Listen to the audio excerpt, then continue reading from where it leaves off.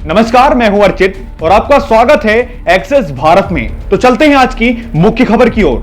बेहद दुखद खबर आ रही है मुंबई से। लता मंगेशकर के निधन से शोक की लहर। पीएम मोदी से लेकर राष्ट्रपति रामनाथ ने दुख व्यक्त किया। लता मंगेशकर 92 साल की थीं। वे पिछले दिनों कोरोना संक्रमित पाई गई थीं। इसके बाद उन्हें मुंबई के ब्रीच कैंडी अस्पताल में भर्ती कराया गया था, जहां उन्होंने अंतिम सांस ली।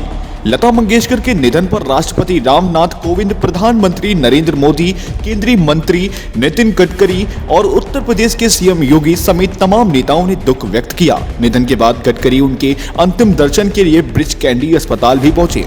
प्रधानमंत्री नरेंद्र मोदी ने ट्वीट किया, मेरा दुख शब्दों से परे है। दयालु और देखभाल करने वाली लता दीदी हमें छोड़कर चली गईं। वह हमारे देश में एक खालीपन छोड़ गई हैं, जिसे भरा नहीं जा सकता। आने वाली पीढ़ियां उन्हें भारतीय संस्कृति के एक दिग्गज के रूप में याद रखेंगी, जिनकी सुरीली आवाज में लोगों को मंत्र मुग्ध करने की अद्वितीय क्षमता थी। पीएम ने कहा कि लता दीदी के गानों ने कई तरह के इमोशंस को उभारा है। उन्होंने दशकों तक भारतीय फिल्मों जगत के बदलाव को करीबी से देखा है। फिल्मों से परे वे हमेशा भारत के विकास के बारे में भावुक थीं। वे हमेशा एक मजबूत और विकसित भारत देखना चाहती थीं। पीएम ने कहा, मैं इसे अपना सम्मान मानता हूं कि मुझे हमेशा लता दीदी से अपार स्नेह मिला है। उनके साथ मेरी बातचीत अविस्मरणीय रहेगी। लता दीदी के निधन पर मुझे अपने साथी भारतीयों के साथ शोक है। उनके परिवार से बात की और संवेदना भी व्यक्त करी गई है। नितिन गडकरी ने कहा, देश की शान और संगीत जगत की सिरमौर स्वयं कोकिला भारत रत्न लता मंगेशकर जी का निधन बहुत ही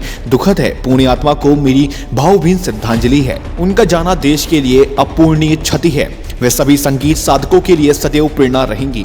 उन्होंने कहा, 30,000 से अधिक गाने गाकर उनकी आवाज ने संगीत की दुनिया को सुरों से नवाजा है। लता दीदी बेहद ही शांत स्वभाव और प्रतिभा की धनी थीं। केंद्रीय मंत्री ने आगे कहा, सब देशवासियों की तरह मेरे लिए भी उनका संगीत बहुत ही प्रिय रहा है।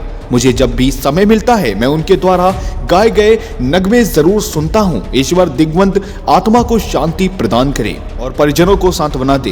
राहुल गांधी ने कहा, लता मंगेशकर के निधन की दुखद खबर मिली है। वे कई दशकों तक भारत की सबसे प्रिय आवाज बनी रही हैं। उनकी सुनहरी आवाज अमर है और उनके प्रशंसकों के दिल में गूंजती रहेगी। मेरी संवेदनाएं उनके परिवार, दोस्तों और फैन के साथ है। यूपी के सीएम ने ट्वीट किया कि स्वर कोकिला भारत रत्न आदरणीय लता मंगेशकर जी का निधन अत्यंत दुखद और कला जगत की अपूर्णीय क्षति है। प्रभु श्री राम से प्रार्थना है कि दिवंगत पुण्य आत्मा को अपने श्री चरणों में स्थान तथा शोकाकुल परिजनों व उनके असंख्य प्रशंसकों को ये दुख सहने की शक्ति प्रदान करे। देखते रहिए खास रिपोर्ट सिर्फ ई भारत पर।